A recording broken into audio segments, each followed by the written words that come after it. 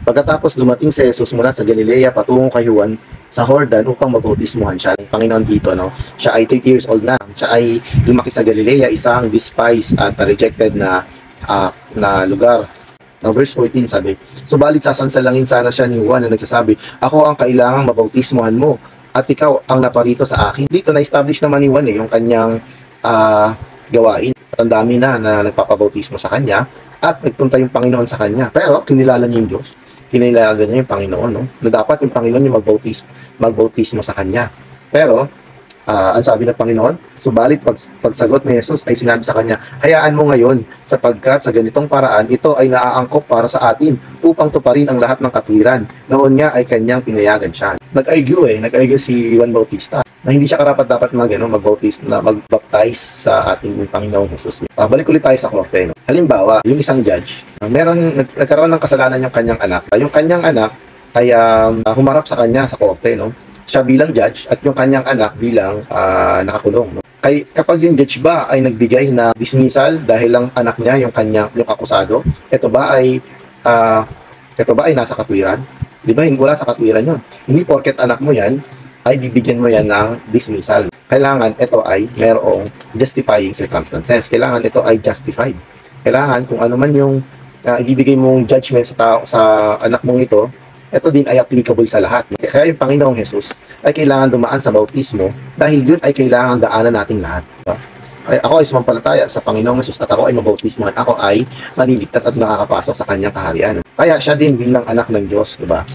Siya na bilang ang Misaya, no? Na siya bilang ang Kristo, kailangan niya mabautismohan, no? Para sa katuparan ng katwiran. Diba? Kasi yung Diyos nga, siya ay nasa trono at siya ay nasa katwiran. Yung Mateo, tumutungkol siya sa pagkahari ng Diyos. No? So yung hari na ito, no?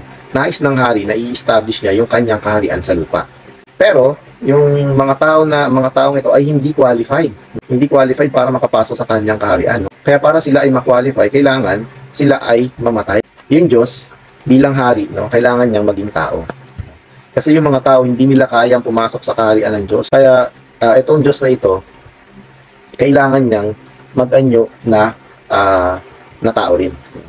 At nung siya ay 30 years old na, nung hari natin na ito, siya ay pumasok din sa ng bautismo. Pero alam ni Juan Bautista na siya ay hindi na kailangan i-baptize, no? Kundi si Juan Bautista pa kaya kailangan niyang i-baptize. Hindi, sabi niya, kailangan gawin to, no? Kasi yung ating Panginoon, siya yung tularan. Dahil sa katwiran na umiiral sa buong sansinukob, no? Ito yung condition ng kanyang trono, no? Para makapasok ang lahat ng tao, tao siya. Kinuha niya yung pagkatao niya, di ba? Siya ay Diyos at siya ay tao. At yung tao, para makapasok yan sa loob ng kaharian ng Diyos, kailangan yung kanyang katauhan ay maipasok din sa loob ng bautismo. Dahil ito ang daan para makapasok sa kaharian. Diba? Kaya tayo, mga kapatid, no, pagsasabi, hindi ko na kailangan mabautismohan. No? Hindi, yung Panginoon na bautismohan din siya. Binautismohan din yung Panginoon. Kahit siya ay hindi na kailangan bautismohan, ayon kay Juan Bautista. Hindi na siya kailangan bautismo. Pero sabi ng Panginoon, hindi. Ito ay kailangang mangyari. No? Kaya ganun ka din dapat. Na maipasok ka din sa pamamagitan ng bautismo. Sa verse 16, at nang mabautismohan si Jesus ay kaagad na umahon mula sa tubig at narito ang mga kalangitan ay nabuksan sa kanya. At nakita niya ang Espiritu ng Diyos na bumababang parang isang kalapati at padapo sa kanya. No? Verse 17, at narito isang tinig mula sa kalangitan na nagsasabi, ito ang sinisinta kong anak na siya kong kinalulugdan. Dito sa 16 at 17, makikita natin yung pag-iral ng tres unang Diyos, pina-separate, pero sa iisang senaryo. Nakita natin yung anak na binautismohan. Nakita natin na maraming tao ang nakasaksi dito. Bumukas yung kalangitan, recognize yung ating Panginoong Jesus at bumaba yung kalapati. Yung kalapati, no, ito ay sumisimbolo sa isang focus, isang maamo, no? At yung kalapati kasi yung kanyang paningin, ito ay nakapokus lang at time, no? Kaya yung goal ng Diyos ay ipasok yung kanyang kaharian, no? Bilang espiritu, no, napakaganda ng papakita nito bilang isang kalapati na bumababa sa ating Panginoon. No, at ang Diyos Ama na nagsasalita na ito ang aking anak, no? Ibig sabihin, yung Diyos, no, dahil sa kanyang pag-iral na Diyos bilang Diyos at ang ating Panginoong Jesus na kanyang anak, ito ay nagpapakita ng dibinong kalikasan ng ating Panginoong Jesus. Yung bagay ng Diyos, no, siya ay isa lang. Pero dito pinakita sa kanya yung separate na pagpapakita dito na ito ay nasa tatlong magkakaibang may anak, may espiritu at may Diyos. Mahirap i-grasp yung bagay ng Diyos, no? Dahil sa baba ng buhay na meron tayo. Kagaya ng halaman, hindi niya kayang i-explain yung bagay ng hayop. At yung hayop, hindi rin niya kayang i-explain yung bagay ng tao.